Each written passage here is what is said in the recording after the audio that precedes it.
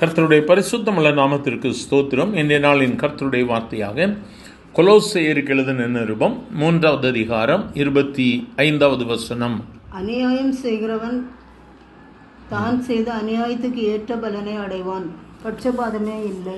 என கருமையானவர்கள், இந்த இடத்துல வேதம் சொல்லும் பொழுது அநியாயம் செய்கிறவனுக்கு அந்த அநியாயத்திற்கு ஏற்ற கூலி உண்டு அல்லது பலன் உண்டு.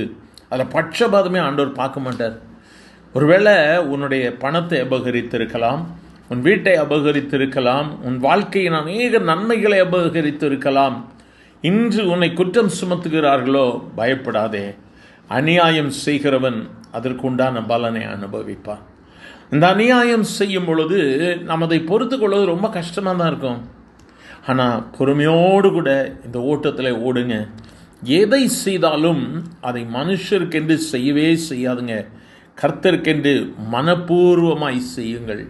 என கருமையானவர்களே, உனக்கு விரோதமாய் பேசுகிற நாவுகள் எழும்பலாம். உனக்கு விரோதமாய் ஒரு கூட்டம், உன் குடும்பம், உன் நண்பர்கள் எல்லாம் எழும்பலாம். ஆனாலும் நீ நீதி உள்ளவனாக கர்த்தருடைய பார்வையில் இருக்கும் பொழுது அநியாயம் செய்கிறவர்களுக்கு உண்டான பலனை கர்த்தர் கொடுப்பார்.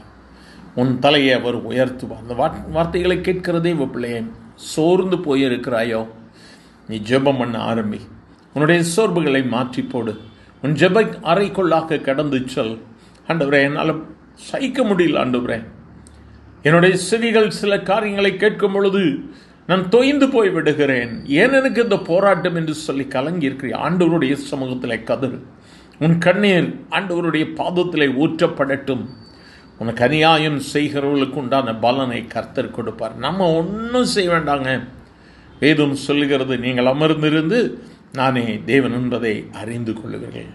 கர்த்தருக்காக ஊழியம் செய்கிற எனக்கு அருமையானவர்களே, சோர்ந்து போகாதுங்க. உனக்கு விரோதமாய் உருவாக்கப்படும் எந்த ஆயுதமும் வாய்க்காதே போகும். நாவினால் குற்றப்படுத்துகிறார்களோ, கலங்காதே. உனக்கு விரோதமான கிரியை கர்த்தர் அழித்து போடுவார். இந்த நாட்கள் சமீபம். உன் தலையை கர்த்தர் உயர்த்த போகிறார். உன்னை ராஜாக்களுக்கூடும் பிரபுக்களோடு கூட அமர பண்ணுகிற நாட்கள் சமீபம். உனக்கு அநியாயமாய் பேசினவர்கள், அநியாயமாய் நின்றவர்களுக்கு உண்டான பலனை கர்த்தர் செய்வதை உன் கண்களும் சமுதாயமும் காணும். கர்த்தரை நோக்கி பார்க்கலாமா? எங்கள் அன்பின் ஆண்டவரே, ஆசீர்வதிக்கப்பட்ட இந்த நல்ல காலை வேளைக்காக நன்றியப்பா.